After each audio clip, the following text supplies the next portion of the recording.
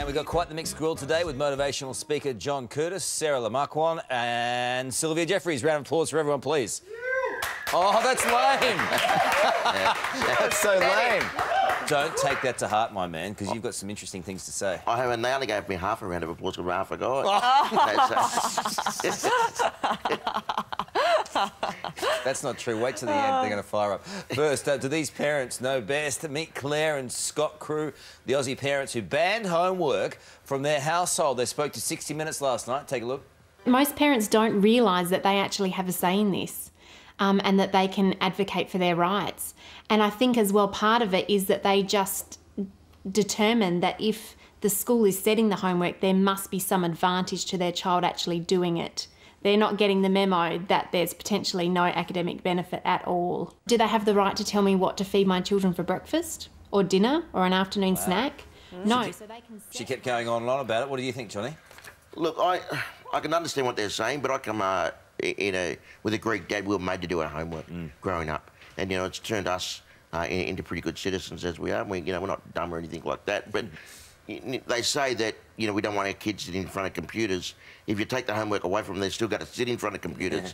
So maybe we substitute that for maybe getting them out in the yard, teaching them fundamentals of throwing, catching, playing some sport. Doing other things. Sarah, I think there's, we've said this before, there's got to be a limit, I think, on especially homework in primary school. What do you think? Yeah, I don't think there should be any homework in primary school, and I agree with those parents that the academic benefits are pretty dubious at best. You talk to parents on the weekend and they say, I just spent 6 hours building some model or doing a project, and the children's not even mentioned in it. So it's just causing stress for the parents and presumably stress for the children.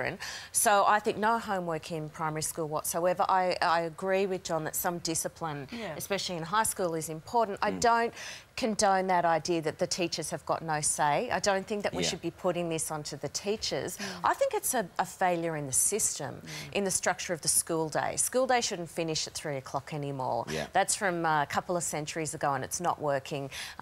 Keep them at school longer in the day, but as John said, incorporate physical activity and sport into on school grounds. As I always say, school should be from 9 till 9. I just made that up. That's it sounds all right. Well played. What do you think, SJ? Well, I think there's too much homework in high school. I agree. Primary school, it's not required. High school, I think you need a certain, practice makes perfect. I had to go home and practice my netball hoops, every afternoon and try to get better and better at that. And I think homework is the same sort of principle. You need to practice to become better at it. But it seems that this need for schools to post good results comparatively, against the other schools seems to override the actual well-being of the kids and what the kids need at home. So bring it back, and I suppose it's a good message from the parents. They probably don't realise, perhaps, how much of a say they do have in this. Yeah, I agree. I'm actually going to say that now. My oldest boy's only in kindergarten, but if next year in year 1 it starts piling on, I will be one of those parents that says no. I don't send the homework home. Okay, parents only do it anyway, don't they? Parents do the kids' homework. I did a diorama for my son when he was in 4th class. I got a C for it. I was shattered. Yeah, I know. It comes with a great risk. Oh, it was very disappointing. Comes with great risk. Now, comedian Amy Schumer has taken a shot at the Kardashians. This is good. There's questioning their status as role models for our kids. Check this out. We have to be a role model for these little girls, because who do they have? All they have, literally, is the Kardashians. And she doesn't have a Malala poster in her room, trust me. And is that a great message for little girls? For a whole family of women who take the faces they were born with as, like, a light suggestion? Is that great? No. What are your thoughts, Kardashian claim? Look, I'm not a big fan of the Kardashians, really, but I'd also like to see role models, not just for little girls, but for every kid across the nation, across the world. I think that we use that word role model too loosely. I think role models should be people like grandparents and parents and older brothers. I think that word hero should be, for people like rugby league players or AFL players or people that have gone on in the world and done some miraculous things. Role models are those people that are very, very close to you that you can look up to and you want to be just like them. Sarah? I think Amy Schumer's already changing things just by being there. So when she says that's all our girls have to look up to, she's wrong, and right. How fantastic that she's wrong. So I don't like the Kardashians either, but I am a bit uncomfortable with sort of body shaming them or criticising them for the choices that they've made. I think better just to say all you know, young girls and boys. Here's a whole range of people. Some that are beautiful, some that aren't, some that are smart, some that have achieved greatness through athletic success, and just have a whole range of people rather than demonising the people that have succeeded because of a pretty shallow criteria. Well, you should write down what you just said then, because it was pretty good. SJ, you have to follow that. No pressure. Maybe I'm naive, but I kind of think that people don't necessarily look up to the Kardashians.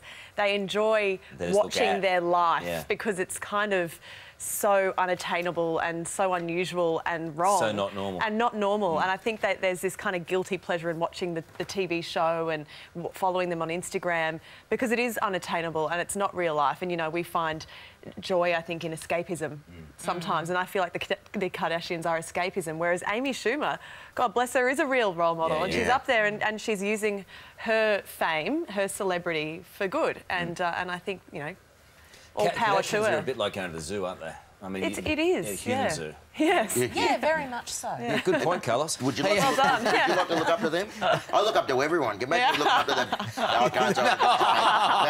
Oh, you saucy minx. Hey, finally, some relationship advice revealing 10 places not to take your partner, they include work functions, school reunions, and on a boys' or girls' night out. Sylvia, to agree with this list, any personal experience with all that? Supermarket. Don't take them to the supermarket. Yes. And yoga classes. Never go to a yoga class with your partner. Why not? Why? Because you're too vulnerable at a yoga class. What do you mean? Well, it's all the weird positions and it's not flattering. Like downward dog? Or upward dog, whichever dog really? you prefer, yep. Well, all of the dogs. So your partner's just not athletic like that? It runs in the family. A family Not of great everyone stretches. needs to. Not everyone wants to be in the family. You know? And those that are stuck.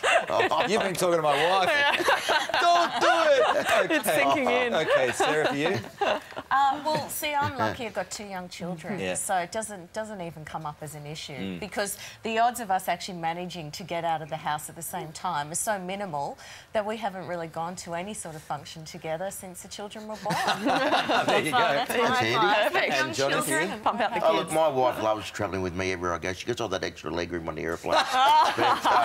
but look, in all seriousness, I think it's good to have that time apart too. If you want to go out with your mates to a sporting function, then go out with your mates with a sporting function. You know, look, you and I got to go and have a few beers later today until you get to get legless.